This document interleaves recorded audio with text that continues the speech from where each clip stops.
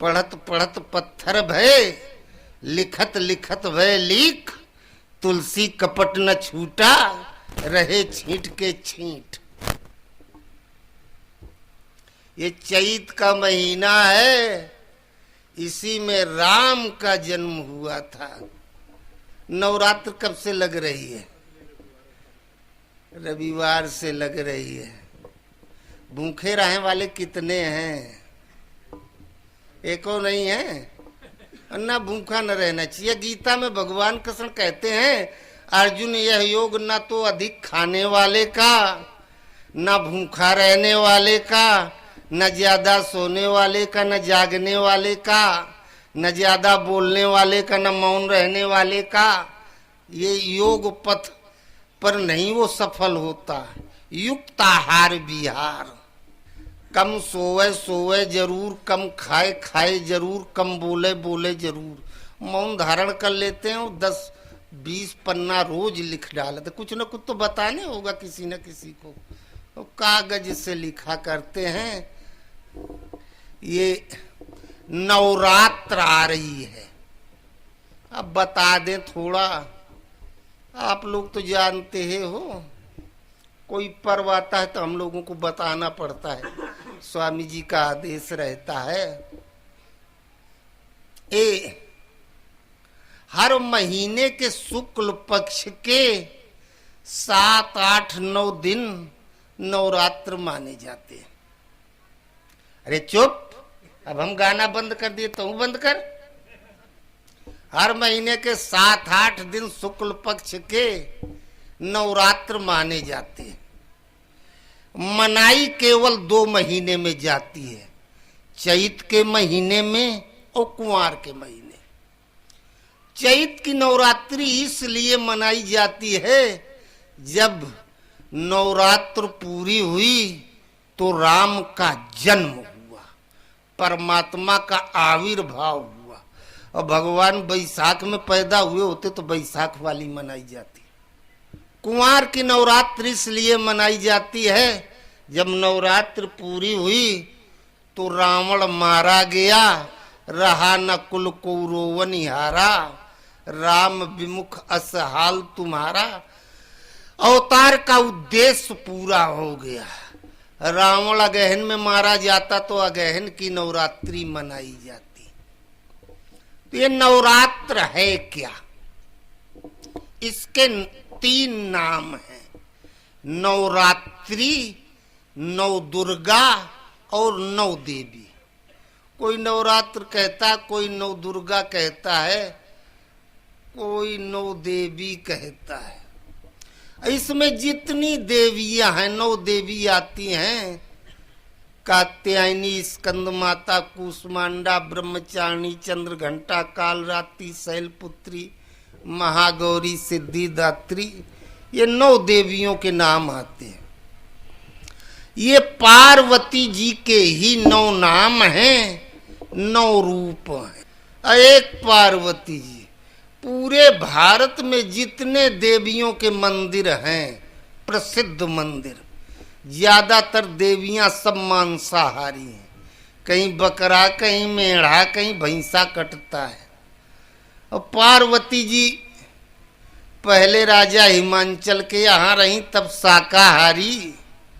बचपने से चली गई तपस्या करने, भोलेनाथ के पास पहुंच गई तो शुद्ध शाकाहारी, कभी मांस नहीं खाए। और ये देवी कोई अलग से बनाई कोई सत्ता नहीं है। जैसे जैसे उत्थान होता गया, तैसे तैसे पार्वती जी के नाम बदलते गए। हिमांचल राज्य की कन्या थी तो शैलपुत्री। हिमालय में रहने वाले का रंग गोरा होता है, ठंडा प्रदेश है। महागौरी। और इतना भजन किया, काल प्राप्त कर ली तो कालरात्रि। कुसा नहीं होता, पैर में चुभ जाता है। शाम को आदमी खा के सो जाता है, फिर भी कुछ न कुछ सोचा करता है।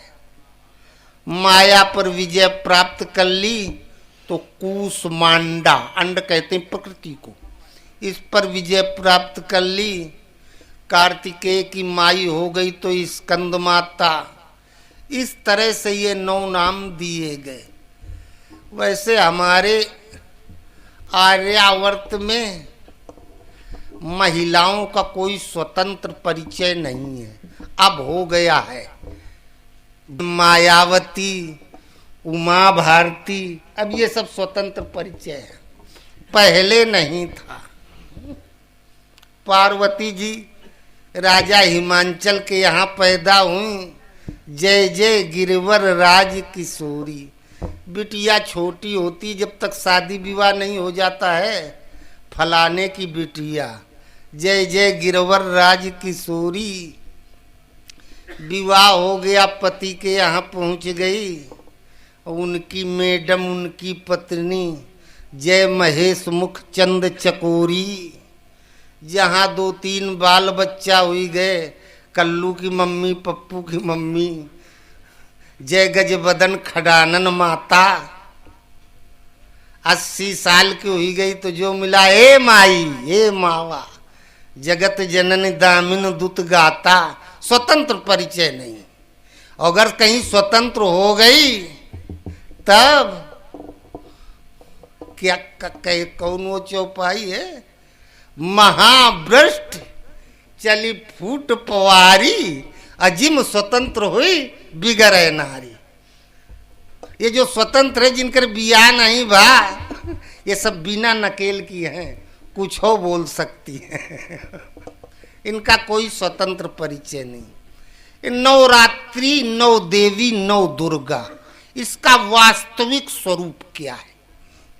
9 रात्रि, गीता में भगवान कृष्ण कहते हैं, अर्जुन 9 द्वारे पूरे देही। शरीर के 9 दरवाजे हैं, 2 आंख, 2 कान, 2 नासिका छिद्र, मुख और मलमूत्र द्वार, ये 9 दरवाजे, 9 द्वारे पूरे देही।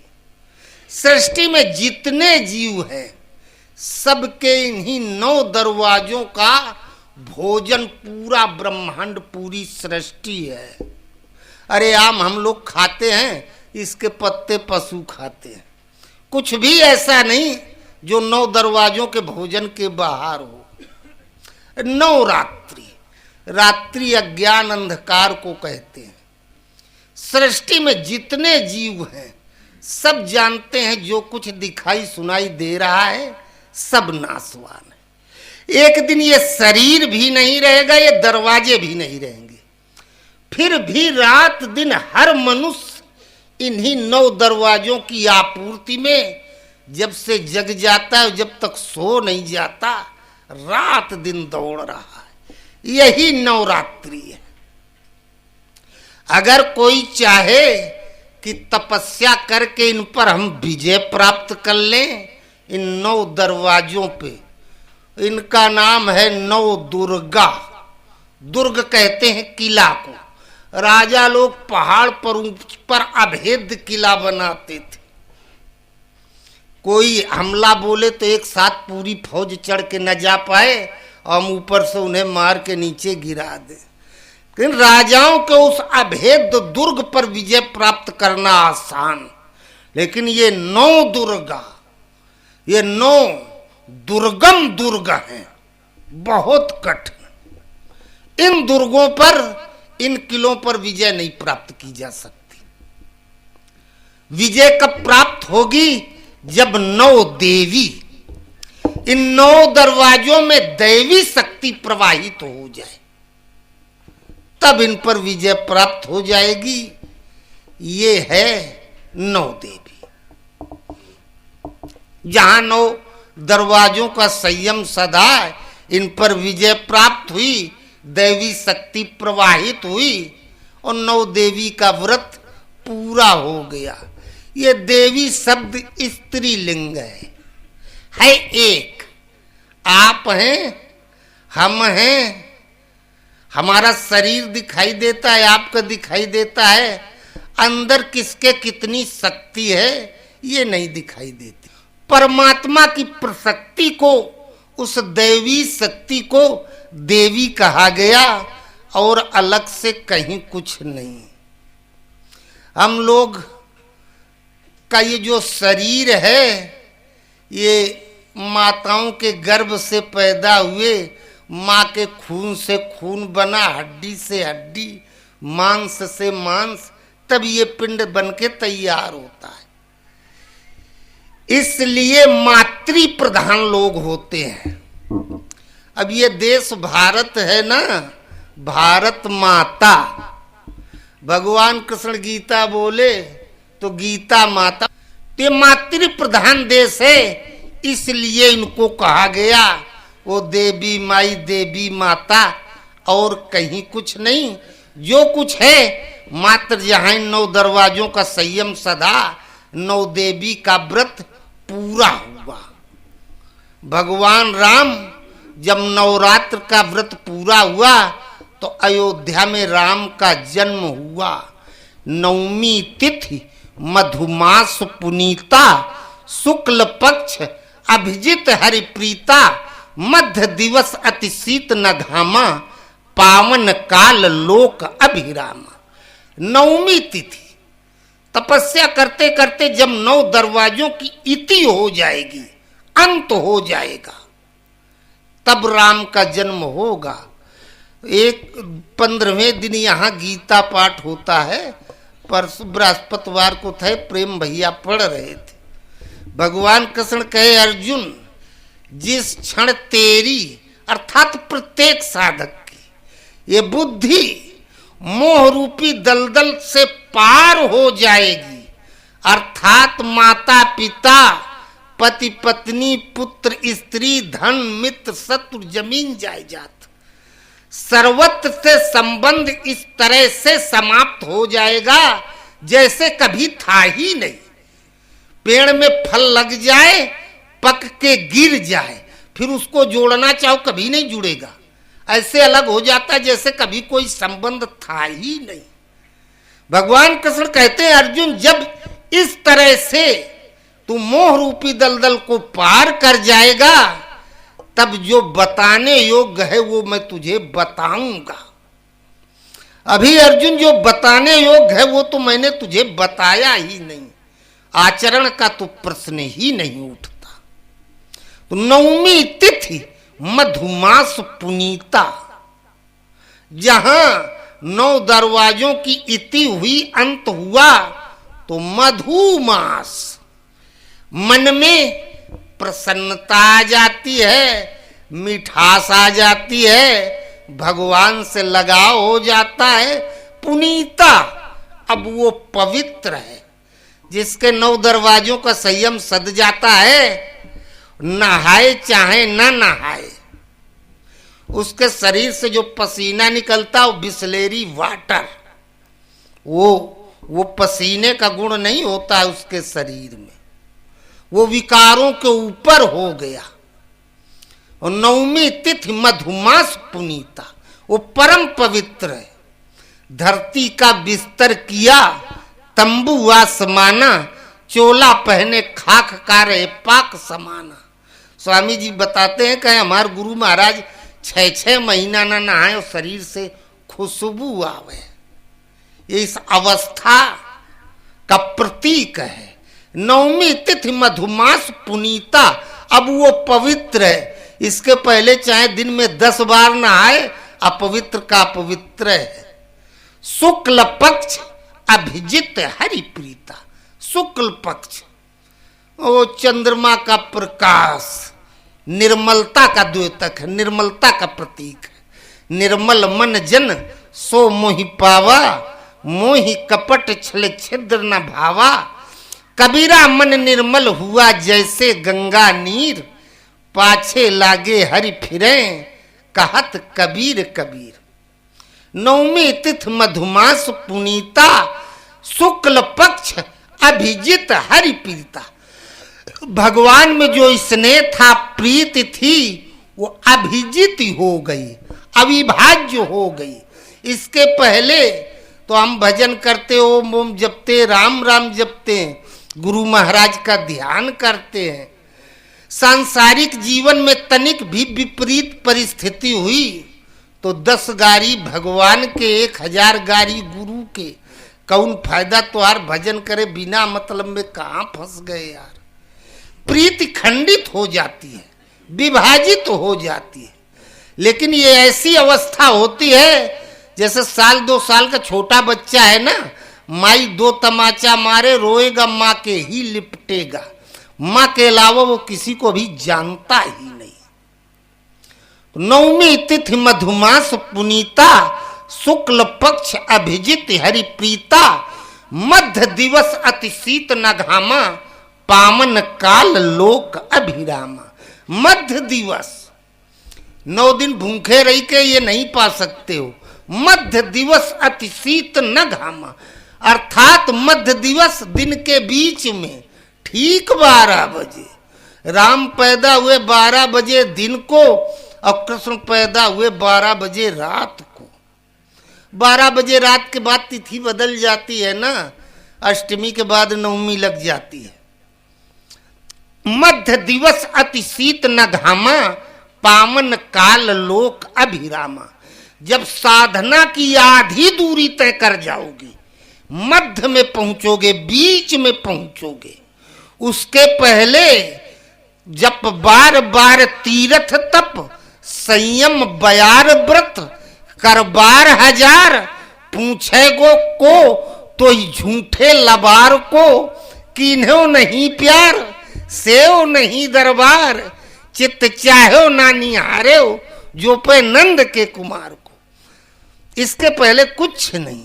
मध्य दिवस जब साधना की आधी दूरी तय हो जाएगी, ये अवस्था आपसे आप चल के आपके पास आ जाएगी, आपको प्रयास करने की जरूरत नहीं।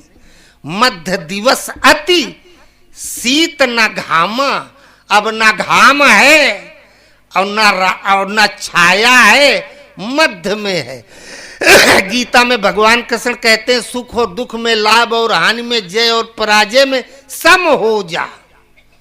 सब चाहते हैं कि हम सम हो जाए, कहाँ हो पाते हैं। वो अवस्था आ जाती जब आधी दूरी तय कर जाओगे। मध्य दिवस अति शीत न घामा, पावन काल लोक अभिरामा। ये पावन काल परम पावन समय है, जिसे प्राप्त हो जाए वो पावन काल। अब उसका जीवन मंगलमय हो गया, आदमी नहीं कह देता उनका समय खराब है, उनका समय अच्छा है, कुछ हो नहीं। सही पूछो तो अब इसी का केवल समय अच्छा है, बाकी पूरी दुनिया में किसी का नहीं। मध्य दिवस अति शीत न घामा, पावन काल लोक अभिरामा। लोक अभिरामा, लोग कहते हैं संसार को। जब भजन करने बैठते हो, ध्यान करने बैठते हो, इतने पर की बातें याद आने लगती हैं। जो कुछ देखा सुना है, जहां तक गए हो, इस शरीर का बचपन से अब तक जहां तक विस्तार है, वही सब अंदर प्रवाहित होता है। मन वहीं भाग के चला जाता है, प्रयास करने पर भी नहीं रुकता। मध्य दिवस अति शीत न घामा, पावन काल लोक अभिरामा। नदी में गहराई बीच में होती है, अब बीच में जो पहुंचा वो डूबा और मरा। साधना के जब मध्य में पहुंच जाओगे, आधी दूरी पर पहुंच जाओगे, तो लोक अभिरामा। संसार से संबंधित जितने संस्कार हैं, जहां जहां मन भाग के जाता है, वो पूरा लोक इसी में समाहित हो जाएगा। अभिराम कहते हैं विश्राम स्थल को, अर्थात संसार लोक आप से आप शांत हो जाएगा। भगवान कृष्ण कहते हैं सर्व द्वाराणि संयम, मन हृदय निरुद्ध छ। सारे दरवाजों का संयम करो, मन को हृदय में रोक दो। सब रोकने का प्रयास करते हैं, रोक नहीं पाते। जब इंद्रियों के दरवाजों का संयम सध जाएगा, ये सधेगा तब जब आधी दूरी हम तय कर जाएंगे साधना की। और जहां संयम सधा तो मन हृदय में रुक जाएगा। हृदय में, हृदय बीज को कहते हैं। योगियों की अनुभूति है, ये जो श्वास चलती है ना, ये नाभि से ब्रह्मांड तक चलती है। और नाभि और ब्रह्मांड के बीच में हृदय पड़ता है।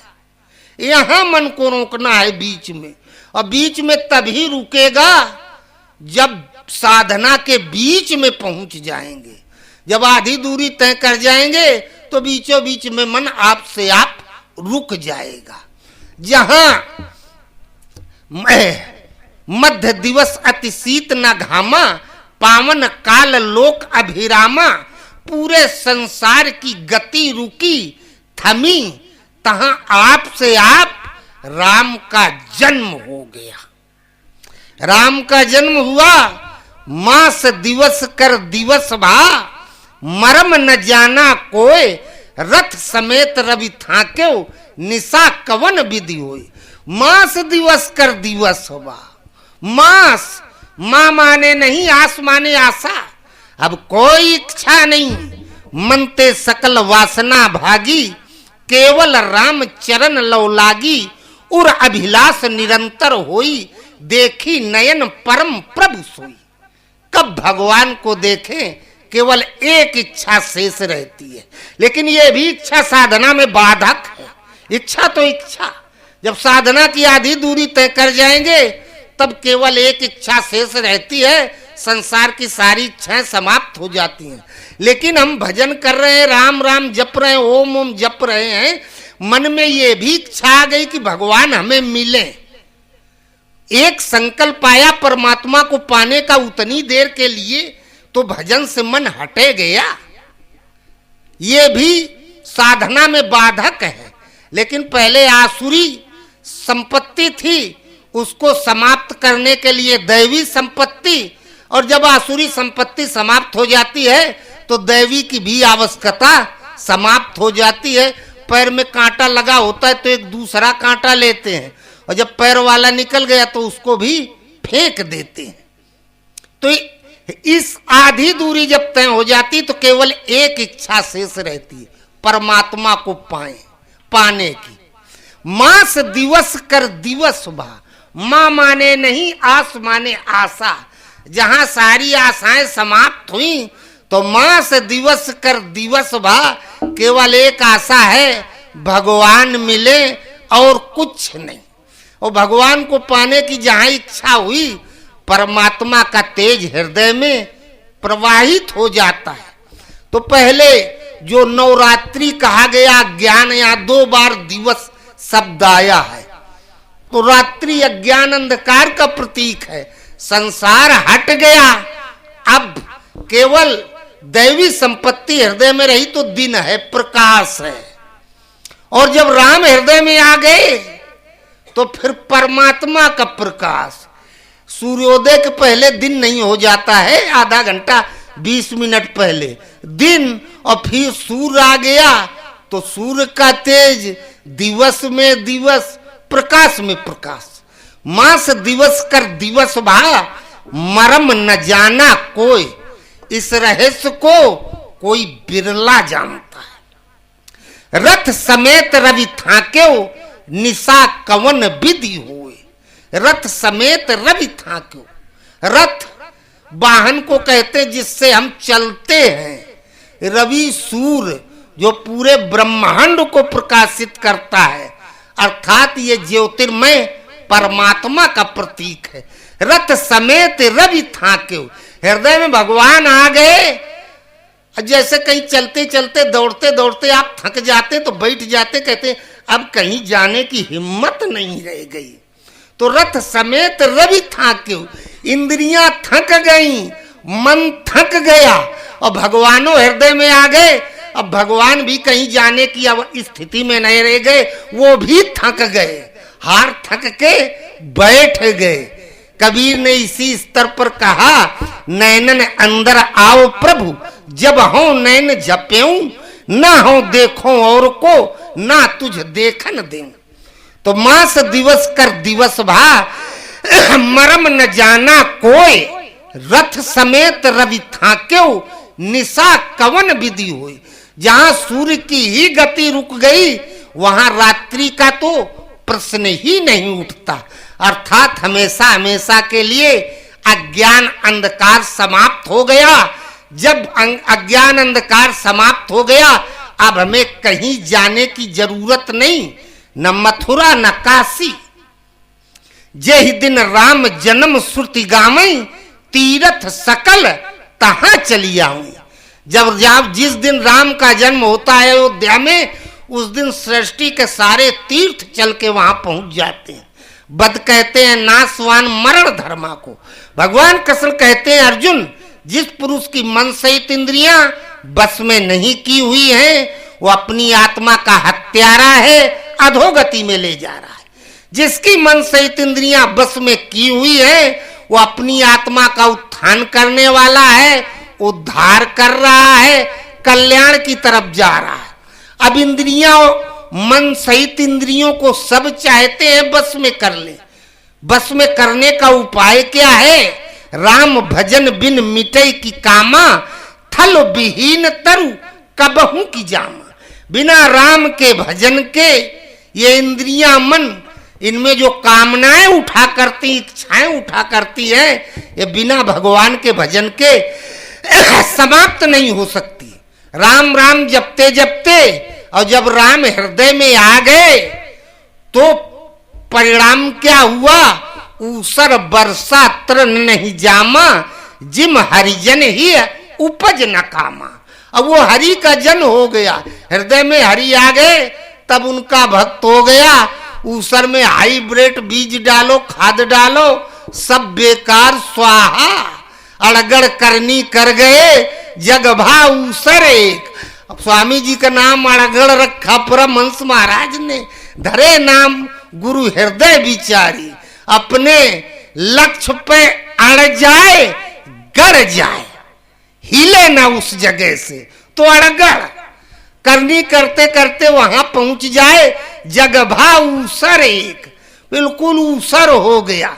ऊसर बरसा तृण नहीं जामा, जिम हरिजन ही उपज न कामा। भगवान हृदय में आ गए, सदा सदा के लिए कामनाएं, पूरी सृष्टि जल के राख हो गई। मास दिवस कर दिवस भा, मरम न जाना को, समेत रवि थाक्यो, निशा कवन विधि होए। सदा सदा के लिए अज्ञान अंधकार समाप्त हो जाता है। जहां यह समाप्त हुआ, उस दिन से वो तीर्थ स्वरूप हो गया। जैन धर्म में उसे तीर्थंकर कहा जाता है, महात्माओं को। कबीर ने कहा, जहां जहां जाऊं सोई परिक्रमा, जो कुछ करूं सो पूजा, बाहर भीतर एक देखूं, भाव मिटा सब दूजा। जब भगवान का स्वरूप हृदय में आ जाता है, बाहर जहां दृष्टि पड़ती है, सर्वत्र इष्ट ही दिखाई देते हैं। पहले आप में, इनमें पेड़ पौधे में, जिसकी तरफ ताको पहले भगवान दिखाई देंगे, फिर उसका भूत भविष्य वर्तमान दिखाई देगा, तब वो व्यक्ति दिखाई देगा। और ये जय दिन राम जन्म सुति गामई, तीर्थ सकल तहां चली आवई। अब वो तीर्थ स्वरूप हो गया। वो पेशाब कर रहा है तो पेशाबों में भगवान है। कोई ऐसी जगह नहीं कण कण में, स्वर्ग नरक अपवर्ग समाना, जहां तहां दीख धरे धनु बाना। जब राम हृदय में आ गए तो परमात्मा भगवान कृष्ण कहते हैं, जन्म कर्म चे में दिव्यम, अर्जुन हूं, अलौकिक हूं, इसलिए मेरे जो भजन की विधि है वो भी दिव्य है, अलौकिक है। अर्थात जब दिव्य परमात्मा हृदय में आ गया तो दिव्य दृष्टि प्रवाहित हो जाती है, योगी त्रिकालज्ञ हो जाता है, ईश्वरी दिव्यता आ जाती है। अब ये ध्यान का स्तर है। तब शंकर देखे धरी ध्याना, सती जो कीन चरित सब जाना। इसे ध्यान कहते हैं। शंकर जी ध्यान करते थे तो किसका करते थे? नीत प्रीत शंकर कर देखा, अविचल हृदय भगत की रेखा। शंकर जी के भगवान थे राम, कण कण में रमण करने वाला वो परमात्मा। वो हृदय में आ गया, तहां प्रकृति के ऊपर उठ गया तो अमर शरीरम अविकारी अपने धाम में ले गए। जहां दिव्य दृष्टि प्रवाहित हुई तब दिखाई देता है। तुलसीदास जी रामायण लिखे थे तो बौद्धिक स्तर से नहीं लिखे। कलम उठाए तो उनके सामने राम रावण युद्ध ऐसे हो रहा था जैसे टेलीविजन पे आप लोग देखते हैं, प्रत्यक्ष दर्शन है उनका। इस स्तर पर कलम चलाई जाती है। तब तुलसीदास जी कहे नवमी तिथि नवमी भौम बार मधुमासा अवधपुरी यह चरित प्रकाशा। नवमी जहां 9 दरवाजों का अंत हुआ तो भौम बार, भौम कहते हैं मंगलवार को भौमवार कहते हैं, अमंगल समाप्त हो गया सदा सदा के लिए, मंगल का स्रोत फूट निकला। भौमवार मधुमासा परमात्मा में से जुड़ गया, लगाव हो गया, स्नेह हो गया, प्रीति हो गई। अबधपुरी यह चरित प्रकाशा। बद कहते हैं नाशवान मरण धर्मा को, अबद्ध कहते हैं अविनाशी को। परमात्मा अविनाशी है, वो हृदय में आ गया तो हम भी अमर होए कबहू न मरे, रस गगन गुफा से अजर झरे, वो भी अमर हो गया। नवमी भौम बार मधुमासा अबधपुरी यह चरित प्रकाशा। इस अवस्था को जो प्राप्त कर लेता है उसके अंदर पूरे ब्रह्मांड सृष्टि का सब ज्ञान उतर आता है। तुलसी की रामायण उठा के देखो, सृष्टि में जीव जंतु पेड़ पौधा वस्तु कोई ऐसा उदाहरण नहीं होगा, नदी नार ऊसर बंजर, जो उन्होंने ना लिखा हो। जितना लिख डाले हैं ना, आंखों से चल के देखो तो 10 जन्म लग जाएगा घूम के देखने में। तो कहां से लिखे, कहां कहां गए? वहीं से बैठे बैठे ये उनका प्रत्यक्ष दर्शन था। जब प्रत्यक्ष दर्शन करता है, जे जैसन जैसन पियत गवा तैसन तैसन दर्जा हुईगा। क्यों नबी बना, क्यों कुतुब बना, क्यों विज्ञानी बाला हुईगा। सब कहिन की बौराए गवा, पागल है एकांत में बैठा है। अब वो मनई दूसर हुईगा, विधाता का बनाया हुआ वो आदमी अब नहीं रह गया। आकाश के ऊपर लाग उड़े, दोनों बाजू मां पर हुईगा। तीनहू लोक 14 भुवन, बैकुंठ दरे बैठा देखिस। वहीं से बैठे बैठे देख रहा है। अजय भूल भुलैया मां फंसगा, उ जब देखिस माया देखिस। और भूल भुलैया में फंस गया, उतनी ही जगह में घूम रहा है। नवमी भौम बार मधुमासा अवधपुरी यह चरित प्रकाशा। 9 दरवाजों के संयम के साथ इष्ट का हृदय में आविर्भाव होता है। भगवान हृदय में आ जाते हैं तो सदा सदा के लिए मंगल का स्रोत फूट निकलता है, अमंगल समाप्त हो जाता है, साधक दिव्य हो जाता है, अलौकिक हो जाता है, त्रिकालज्ञ हो जाता है। फिर वो कलम चलाता है, वो उसका आंखों देखा हाल है। कबीर कहे बिन देखे वा देश की, बात कहे सो कूर। आपन खारी खाते है, बेचत फिरे कपूर। अंदर कुछ है ये नहीं, बाहर में प्रकाश। कह कबीर कब तक हरी, ये छपरा पर की घास। बरसात में छप्पर में घास सूखा जाती है, अब 15 दिन पानी न बरसा तो सूख के खत्म हो जाती है। ये है 9 देवी, 9 दरवाजे पूरे दे ही। इनका संयम सधेगा, इन दुर्गों पर विजय प्राप्त होगी तब जब इनमें ईश्वरी शक्ति, दैवी शक्ति प्रवाहित हो जाएगी। उस दिन 9 देवी का व्रत पूरा हो जाएगा। जब भगवान राम और परशुराम जी का संवाद हुआ, आमना सामना हुआ। राम कहे देव एक गुण धनुष हमारे, 9 गुण परम पुनीत तुम्हारे। सब विदिते हम तुमसे हारे, क्षमहु नाथ अपराध हमारे। भगवान राम ने कहा कि हमारे ध्यान धनुष में एक गुण है, हमारा जिधर चल जाए तो भवसागर से पार एक बार में। राम बाण अचूक है, जिसके लगा वो गया। हम भवसागर से पार कर देते हैं। 9 गुण परम पुनीत तुम्हारे, आपके अंदर 9 गुण हैं। सब विदिते हम तुम सन हारे, क्षमऊ नाथ अपराध हमारे। वो 9 गुण कौन थे? वो गीता में आया, ब्राह्मण, शूद्र, वैश्य, क्षत्रिय और ब्राह्मण। ब्राह्मण का लक्षण बताया गया, समो दमो तपा शौचम क्षांतिरार्जो मेवचे ज्ञान विज्ञान मास्तिक्यम ब्रह्म कर्म स्वभावजम। ये 9 गुण बताए गए गीता में। वो ब्राह्मण हो गया, अहम माने हम, ब्रह्म माने परमात्मा, हमारे अंदर परमात्मा आ गया तो हम हो गए ब्राह्मण। उसके ये 9 गुण हैं। भगवान कहे कि हम आपसे हार गए, आप क्षमा करें, हम पीछे हो गए। परशुराम, क्यों? राम मात्र लघु नाम हमारा, परशु सहित बड़ नाम तुम्हारा। हमारा केवल नाम है राम और आपका परशुराम। हमारा 2 अक्षर का 5 अक्षर का परशुराम। परशुराम जी के हाथ का वो अस्त्र था परशु फरसा। वो ये बस 2 ही 3 लोगों के पास था। परशुराम जी के पास फरसा था, गणेश जी के पास फरसा था, ये अभेद अस्त्र था। ये फरसा है क्या? गोस्वामी दास जी लिखते हैं, दान परस बुद्धि शक्ति प्रचंडा बर विज्ञान कठिन को दंडा। दान, किसी को कोई चीज चढ़ा दी, उसको कहते हैं दान कर देना। अरे जब हम अपने आप के भगवान के चढ़ाई दिए तो हम अपने विषय में सोचे क्यों?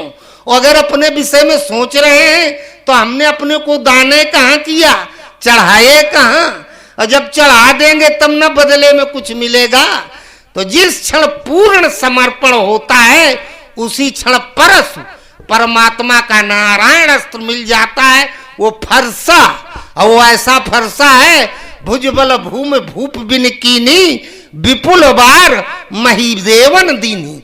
परशुराम जी ने 21 बार धरती पे नर संहार किया।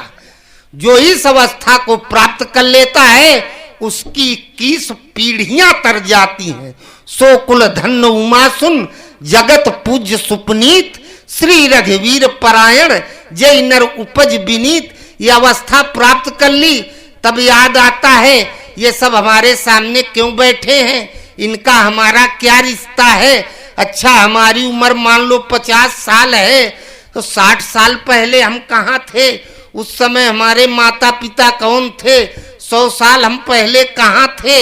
ये अवस्था प्राप्त हो जाती है। अर्जुन को जब भगवान कृष्ण ने दिव्य दृष्टि दी तब अर्जुन ने देखा कृष्ण है क्या।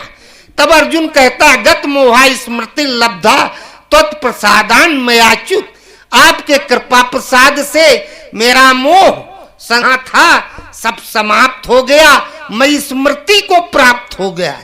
स्मृति का मतलब याददाश्त हमारी लौट आई कि हम 100 साल पहले कहाँ थे। काकभूषुंड जब इस अवस्था में पहुंचे तब दिखाई दिया, कौन जोनि जन्मे जाना ही मैं खगेश भ्रमि भ्रमि जगमाई।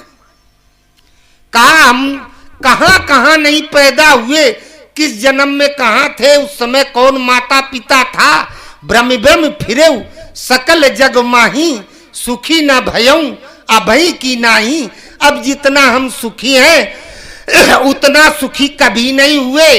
तो परशुराम जी के सामने भगवान राम ने कहा कि हम तुम्हारे सामने हार गए। कैसे हार गए? वो जब अर्जुन ने अश्वत्थामा का पीछा किया, वो व्यास जी के आश्रम में था। अश्वत्थामा ने देखा खतरा तो एक ही अस्त्र था उसके पास, ब्रह्मास्त्र बचा था, वही अभेद अस्त्र था। अश्वत्थामा ने ब्रह्मास्त्र चला दिया अर्जुन पर। जैसे ही ब्रह्मास्त्र चलाया तो भगवान कृष्ण ने कहा, अर्जुन अब देर मत कर, नहीं बेमौत मारा जाएगा, तू भी चला। अर्जुन ने भी चला दिया ब्रह्मास्त्र बचाने के लिए। वेद व्यास ने देखा कि ये जब दोनों ब्रह्मास्त्र टकराएंगे तो पूरी सृष्टि समाप्त हो जाएगी। भगवान तो ठहरे भगवान, वो न किसी के मित्र हैं न किसी के शत्रु हैं। वो जो जिसका जैसा कर्म है उसको वैसा फल देते हैं। तिनकों काल रूप में ताता शुभ अरु अशुभ कलम फलदाता। लेकिन व्यास जी तो गुरु थे, साधक थे। व्यास जी ने देखा सृष्टि में विनाश हो जाएगा, लड़ाई दो की है, अहित लाखों का होगा। बीच में कूद पड़े, दोनों अस्त्रों को अपने हाथों पर रोक लिया। कृष्ण जी से बिगड़े यही करवाना था, तो कहे तब क्या करें। जब वो चला दिया ब्रह्मास्त्र तो हम अपने चेला को मरने तो नहीं देंगे। हमार चेला मरी तो पूरी सृष्टि मरी। लेकिन व्यास जी ने रोक लिया अपने हाथों पर। और देव एक गुण धनुष हमारे, 9 गुण परम पुनीत तुम्हारे। सब विदिते हम तुम सन हारे, क्षमौ नाथ अपराध हमारे। इस स्तर के जो साधक होते हैं, गुरु श्रेणी के होते, त्रिकालज्ञ होते हैं, सब कुछ करने की क्षमता होती है, इनके अंदर दया होती है। एक राजा साहब के लड़का हुआ था और 72 पथरा पूजे और पैदा हुआ तो पता चला 2-5 साल 7 साल की आयु है। और कहे क्या करे, तमाम मृत्युंजय जप कराए, कोई परिणाम नहीं निकला। फिर विद्वानों ने कहा राजन, किसी तपस्वी का यदि आशीर्वाद प्राप्त हो जाए तो ये बच सकता है। महात्मा मिलेंगे कहाँ, तीर्थों के रास्ते पर राजा साहब जाएं, बच्चे को लेके खड़े हो जाएं, कुछ ओट में छिप जाएं, 2-4 लोग रहें, कोई भी बाबा निकले दाढ़ी बाल का, बच्चा दौड़ के पैर पकड़ ले, सबको प्रणाम करे, चले महाराज हमारे घरे भोजन का निमंत्रण है, फलाने राजा के हम लड़का हैं। महात्मा लोग खुशी खुशी जाएं, बढ़िया खाएं, कायदे की दक्षिणा पावें, आशीर्वाद दे, आयुष्मान भव। लेकिन सब रे खाएं ज्यों का त्यों। और विद्वान लोग कहे अभी कोई महात्मा नहीं मिला है, ये जो आशीर्वाद दे रहे हैं सब हैं भोजन भट्ट। इतने में दत्तात्रेय जा रहे थे, लड़का दौड़ा कि पैर पकड़ ले, आशीर्वाद ले लें। और वो तो तपस्वी थे, उनका मीटर पहले घूम रहा था। पहले उन्हें दिखाई दिया वो लड़का काल के गाल में है, दौड़ के पैर छुएगा तो हमें आशीर्वाद देना पड़ेगा, ये तो बच जाएगा, भोगना हमें पड़ेगा। भाड़ में गया भोजन, आगे कर लेंगे, अब भूखो नहीं है। वो लड़का दौड़ा तो बाबा जी भागे दूर से।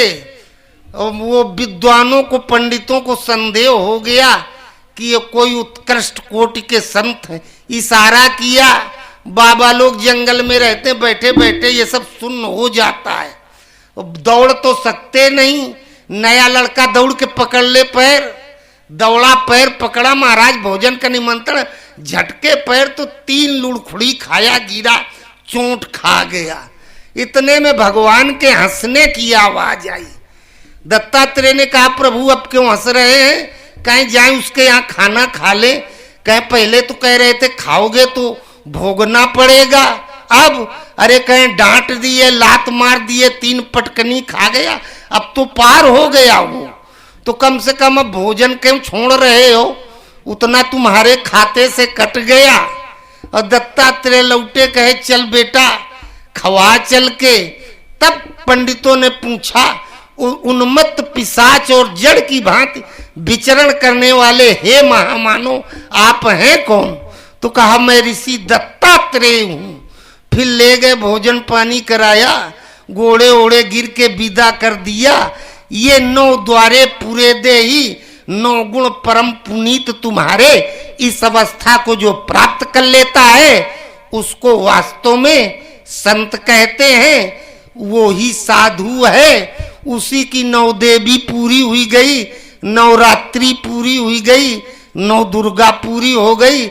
इसके पहले कहीं कुछ नहीं। समय बहुत हो गया है, बोलो गुरुदेव भगवान की जय। अब 2-1 रविवार अगर रुके तो अब रामे के विषय में बता देंगे चैत भर, फिर बाद में देखा जाएगा। आज तो शुरुआत है। बोलो गुरुदेव भगवान। ये प्रसाद बांटो जल्दी, चाय की व्यवस्था करो जल्दी।